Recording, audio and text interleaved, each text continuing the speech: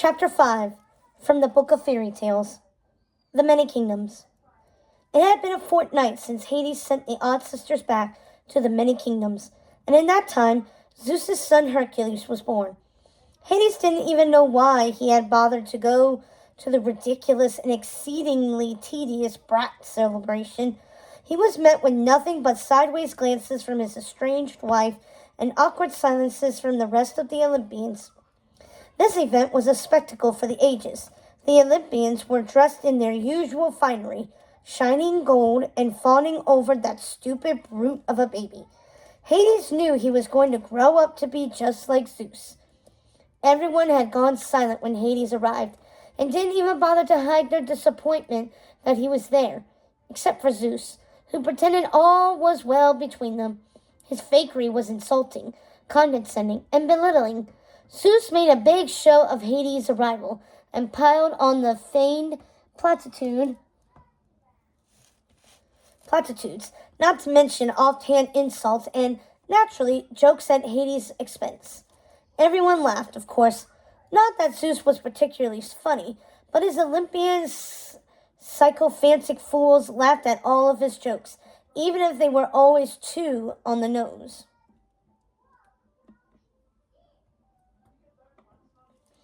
It was exhausting dealing with his brother. Hades wished he hadn't accepted the invitation and wanted to leave the moment he got there. He didn't have the desire or energy to partake in false pretenses anymore. He was done pretending and trying to hide his bitterness. Things had not been good between Hades and Zeus since the day they stood in the ruins of the 10-year war and divvied up the kingdoms. Hades didn't know why he was even trying. Zeus and the other gods had been treating him like a monster from the moment he took his throne, and now he had become that monster. So after a few quippy remarks, a major dose of snark and jokes that were far funnier than his brother's, Hades decided he'd better make a quick exit. He was done. No more dinner invitations, no more trying to make amends, no more visits to Olympus until he could take the throne. As he made his way to leave through the gates of Olympus, Zeus followed him for a private chat, brother to brother. We'll get to that conversation in good time. But when Hades returned to the underworld that day, fending off the dead as he floated in his boat down the river Styx, he knew what he had to do. He had a plan to destroy Zeus. A different trio of witches was waiting for him when he returned to his fortress in the underworld, those know-it-all fates. They assured him he would be successful. His plan would work. And they were certain he would overthrow Zeus. At least they were almost sure. There was always a hitch when it came to know-it-alls. Hades couldn't abide the fates' company, but he was encouraged by their foretelling nevertheless, even if it meant suffering their long-winded ramblings and dreadful poetry.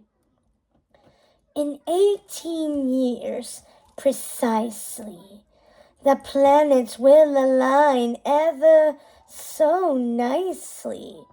The time to act will be at hand. Unleash the Titans, your monstrous band. Then the once proud Zeus will finally fall, and you, Hades, will rule all. A word of caution to this tale. Should Hercules fight, you will fail. Okay, sure. It only took him 10 years to fight, defeat and imprison the Titans, but he could unleash them if it meant overthrowing Zeus's stupid baby and the rest of the Olympians. But how to get Hercules out of the way? That might be a bit trickier since his stupid baby was stronger than one of Zeus's lightning bolts. If only there was a way to turn Hercules into a squealing, helpless human newborn, and therefore much easier to kill. Or at least easier for his minions to kill. Hades saw no reason to sully his hands with a trifling brat, so he created an elixir that would turn Hercules human, stripping away all his powers so pain and panic could kill him. Easy peasy. But it wasn't enough. Hades needed this to work. He needed a guarantee he would be able to defeat his brother. He needed more help, powerful, magical help, and he was going to find it in the many kingdoms. First stop, the Odd Sisters. It was time to call in his favor. After telling Pain and Panic it was up to them to hold down the fortress for a few hours, that was all the time he originally intended to stay. But you know how it is with witches. Things always take more time than you expect. He stepped into his massive fireplace, caused the flames within to erupt, and within seconds he found himself in the many kingdoms, standing in front of the Odd Sisters' home. It was a crooked little house with stained glass windows and a witch's cat roof that sat at the top of a cliff.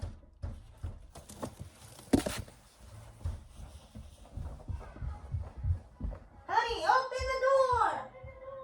Why are you banging? Well, then come inside. Then come inside. If you're afraid of bees, come inside.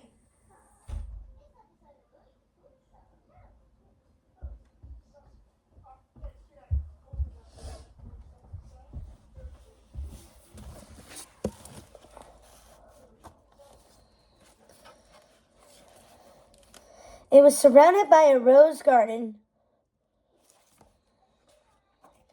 and in the back there was a lone apple tree that felt as if it held a special meaning. Around the garden was a white picket fence with a bell at the gate to alert those within if someone was coming. He saw a tortoise-shell cat sitting in one of the windows and looking at him with large yellow eyes. Something about her seemed familiar, but she jumped out of sight when the bell on the gate rang. When he knocked on the door, he was surprised by who answered. It was a beguiling blonde he knew from his own lands, the goddess Circe. She was the daughter of a titan and a great sorceress known for her abilities to transform her enemies and those who offended her into animals. He certainly didn't expect to find a goddess in the many kingdoms and at the Odd Sisters' house of all places. "Circe, what are you doing here?" he asked, but before he knew it, she had grabbed him by his robes, pulled him into the house, and snapped all the curtains closed with the wave of her hand. "What are you doing here, Hades? Did the fates send you?" She looked panicked. "In a way they did, but they didn't tell me you were here. I am here on my own business. I repeat, why are you here?" Many years ago, the Odd Sisters' wish found its way into my heart. They prayed for a little witch sister, and I granted their wish. I bound myself to them in blood, and we are now kin. I am them, and they are me. We are one, said Circe, eyeing Hades. He knew she didn't trust him, just like most of the other gods and goddesses. "You're not really known for granting wishes. What's the catch? What do they owe you?" asked Hades, scanning the room. "There's no catch, Hades. They're my family now. They don't owe me anything. And just because I'm not known for granting wishes doesn't mean I can't. We're gods. We can do whatever we want." "Whatever. You don't have to tell me if you don't want to. So, do they know who you really are? Or do they think they conjured a little sister from the ether?" asked Hades, looking around for the cat he had spied in the window and wondered where the Odd Sisters were. He was only half listening to Circe's. He knew there had to be more to her relationship with the Odd Sisters. Circe was renowned for powerful magic and vengeful ways. Then it clicked. She liked them because they reminded her of herself. "They think I am truly their sister, and so I am. I looked into their hearts, Hades, and what I saw there hurt me to my very core. I wanted to help them. So we are sisters now, in spirit and in blood. And as far as they know, this is how it's always been," said Circe. "These witches are far more powerful and interesting than even I gave them credit for," he said, feeling pleased with himself that he had thought to bind the Odd Sisters with their promise to him. If the goddess Circe found these witches worthy enough to become their true sister, then they were truly remarkable, far greater than he had guessed. They had the blood of a goddess running through their veins. They would be very useful indeed. "I won't let you hurt them, Hades, or allow you to bring them into your schemes, even if it may be fated," she said with a great sigh. She walked over to the kitchen table and picked up a book. It was a great tome bound in leather with the gold letters that read, "The Book of Fairy Tales." "I haven't figured out how this book works. It's clearly written by the Odd Sisters, or at least by their magic. But there are stories here that date to back before they were born. Stories written by their mothers and grandmothers, I believe. But those stories are sometimes hard to find. I'll sometimes see glimpses of them, never to find them again," said Circe, looking at the clock sitting on the fireplace mantel. Hades didn't understand what this had to do with him. He didn't need to be getting caught up in whatever Circe had going with the Odd Sisters. Yes, these witches amuse him, but he was here to collect on their deal, not learn their history. "Look, Blondie, I don't have time for this. What does any of this have to do with me?" "It has everything to do with you. That's what I'm saying. Your fate is connected to the fate of these witches and to mine, and we need to figure out how. But I don't have time to talk about this right now. I'm meant to be in the fairylands," she said, conjuring herself into a young girl with blonde hair. "The dark fairy Maleficent is taking her fairy exams today, and the Odd Sisters and I will be in attendance." "And why the disguise? Is this how you appear to the Odd Sisters?" "No, it's because the fairy godmother won't object to my being part of the exam if she thinks I'm a little girl," she said, making her way to the door, clearly eager to leave. "I know I'm going to regret asking this, but who is Maleficent, and why in blazes would she have to take a fairy exam if she is already a fairy?" Circe sighed. "She's taking her exams to become a wish-granting fairy, and she could use our support. The other fairies don't like her because she's different from them. Again, I don't have time to explain. It's all in the book. Read it and we'll talk when I get back," she said.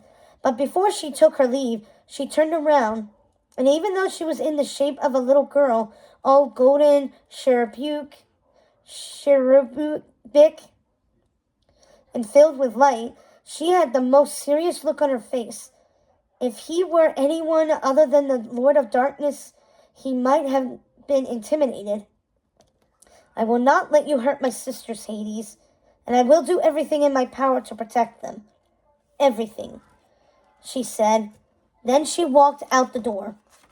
Hades rolled his eyes. Was he doomed to forever be surrounded by witches who offered nothing but endless threats and prophecies? First the Fates, and now the great witch goddess Circe, one of the most powerful sorcerers in the pantheon. Something had to be done about her. He needed to think. Maybe there was something in reading this book of fairy tales.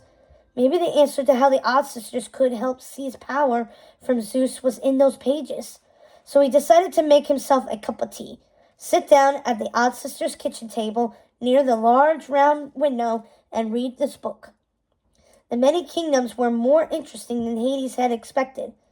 While he read, it became clear the Odd Sisters had a fondness for, and felt protective toward, women who were wronged in some way. And even if their methods were often misguided, Hades saw a pattern emerging from the pages. The Odd Sisters were trying to help these women. As he read more of the book of fairy tales, he started to fall in love with this land, its stories, its creatures, and most of all, its witches.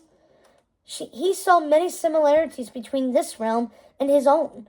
The Cyclopean giants and the tree lords were like the titans from his world. Yeah? Can you get Chloe now, please? Get who out? Chloe.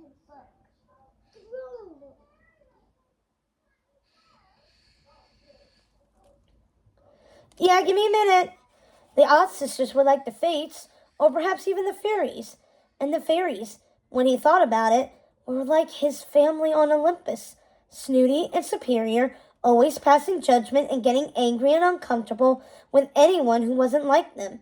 And the longer he sat in the Odd Sisters' kitchen, the more at home he felt in the many kingdoms. He sat there for hours reading all the stories from the past and the future, some of them heartbreaking, and some that were inspiring. He loved the sketches of the different kingdoms and their varied architecture. He loved researching the family trees and reading about all the inhabitants in the many kingdoms and their stories. which reminded him of the sagas from his own world. It didn't hurt him as deeply anymore that his family didn't make him welcome on Olympus, and most importantly, he no longer felt so lonely. And then something came over him, a feeling he did not expect. He felt more like himself than he had in many years. He felt the inklings of he felt the inklings of who he was before he came to rule the underworld. The more he read, the more he grew to like these witches.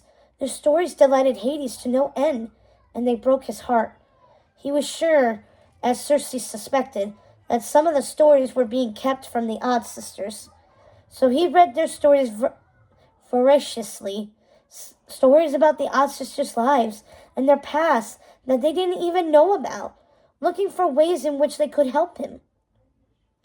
He suddenly realized how mortals could fall in love with their favorite characters in the books they read, how they felt they knew them, and how they came alive in their imaginations. But he was reading about real people, real witches, and he couldn't wait until they returned. The more he learned about the Odd Sisters, the closer he felt to them. They had a connection, shared similar histories, and it was clear they shared a fate. He started to daydream about living in the many kingdoms and popping over to visit the Odd Sisters anytime he pleased, and decided in that moment he needed a place of his own in this land. He needed a place to stay while he figured out how he was going to overthrow his brother. And he should probably be nearby to make sure the Odd Sisters didn't find a way to betray him in some way, which he gleaned from the Book of Fairy Tales they had a habit of doing every time they helped someone. Yes, this was the perfect way to get what he wanted. He didn't need to think of that horrible conversation he had with Zeus before he left for the many kingdoms, the one that led him there to ask the Odd Sisters for their help. He didn't want to think of the odious fates and their warnings about Hercules or his empty throne in the underworld. He had found a place where he felt at home, and he would stay there until he figured out how the Odd Sisters could help him with his goals. So right there on the spot, he dreamed it into being, a foreboding castle, which he named the Forbidden Mountain. It would be a place to relax and get away from the pleasure of being the ruler of the underworld. The castle would be perched on a remote and crangy cliff and covered in glowing green moss, with stone ravens and gargoyles. And in the deepest bowels of the castle, the flames of his realm would burn before a great throne made of stone. A throne he would surely rarely sit upon, with the whole of the many kingdoms to explore. The flames would be a direct portal between the underworld and the many kingdoms, so Pain and Panic could come get him should anything go amiss while he was away. Yes, this was the perfect plan, he thought. It was a castle fit for the king of all evil, a keeper of the dead. But the fact was, he wasn't feeling particularly evil now, and he preferred the idea of spending time with the living. You can't hide from your fate forever, Hades. It was the fates, decrepit and foreboding. They looked out of place in the Odd Sisters' kitchen, with the daylight pouring in through the stained glass windows. Before he met the Odd Sisters, he had thought most oracle witches were like these haggish creatures. He hated the reminder that he wasn't of this world. What do you three know-it-alls want? The question is, what do you want, Hades? I thought you knew everything. Besides, I already told you. I want to dethrone my brother and take over Olympus, said Hades, his head now burning red with anger. And you want to stay here, said the Fates, narrowing their eyes at him. He knew they weren't wrong. He did want to stay. Yet your presence in the many kingdoms will cause a chain of events that will bring destruction to both our world and this one.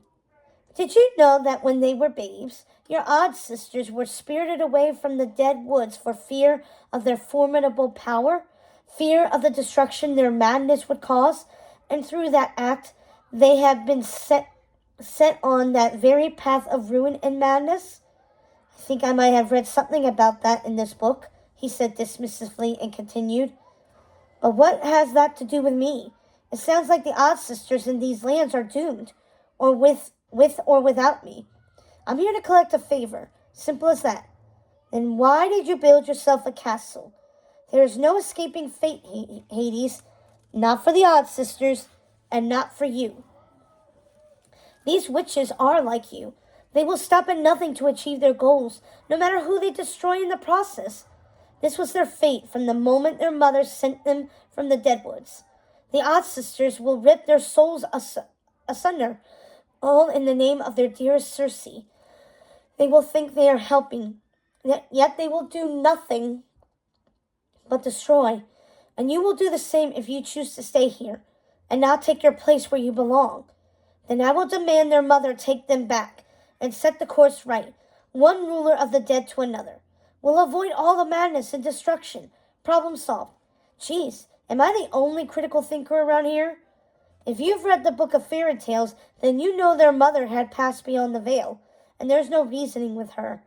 The Odd Sisters have only just learned of their connection to the Deadwoods, because you brought it to their attention when they appeared in the underworld. When they learn their entire story, they will make the sky red with blood, and the stone angels will weep. This is their fate. Do not interfere. Every story in the Book of Fairy Tales is threaded together like a spider's web. Cut one string, and you will destroy more than one life. These sisters are the makers of fates in this land, but they will become the Furies. They are not to be meddled with. Not exactly the answer I was hoping for. The Fates' words gave Hades a terrible feeling of foreboding. Yes? Okay. What aren't you saying? He asked, an uncustomary chill moving through his body. We see now that you are too intricately woven into the Book of Fairy Tales, and we cannot untangle you. We cannot cut that thread, and we fear for the future of your kingdom and for all of our fates. The only thing we can do now is help you. Oh, so now you want to help me. I thought there was no way of escaping my fate without destroying the cosmos. Do you need a moment to get your story straight, or are we going to stick with this narrative? Because honestly, I can't keep up. Hades was getting angry and impatient, and the last thing he wanted was for the Odd Sisters to walk in and find these hags in their house. It was one thing for him to be there. They owed him a favor. It was another having a know-it-all town hall meeting in their kitchen. There is one way, but it's dangerous. You will need to split your string of fate. It will take witches even more powerful than us to achieve this. But it seems you have the means to make use of the very witches who may be able to help you. If they can find the spell they need in the books of their mothers, you will be able to reside here and in your own realm. Isn't that your thing, cutting strings? Why can't you just do it? Asked Hades, feeling even more impatient. We cut strings, not split them. There's a big difference. Fine, so there would be two of me, like a copy, running around looking, acting, and talking like me? Will he be funny and devilishly handsome? What am I saying? Of course he will. Not a copy. He will be you, and you will be him, one and the same. And will I agree to this? He will, and you will both get what you want. Together, along with the Titans, you will be able to defeat your brother. The other Hades will take over Olympus, and you will be free to stay here, if you wish. What makes you think I want to stay here once I win? But the Fates disappeared. Their only answer was their mocking laughter, which still lingered in the Odd Sisters' kitchen after they left. Leave it to those know-it-alls to tell him what he wanted. But he did think their plan was delicious, and he did love to live deliciously. Two of him was better than one, he thought, and he decided that was the favor he was going to ask of the Odd Sisters. He would ask them to split his fate string. The Fates had said they would need the right spell, but that shouldn't be a problem. Nothing would stand in their way, except Circe. He knew in his cold, black heart that Circe was the only person who might interfere with his plans. She had warned him she wouldn't allow him to bring the Odd Sisters into any of his schemes. He had to do something about Circe.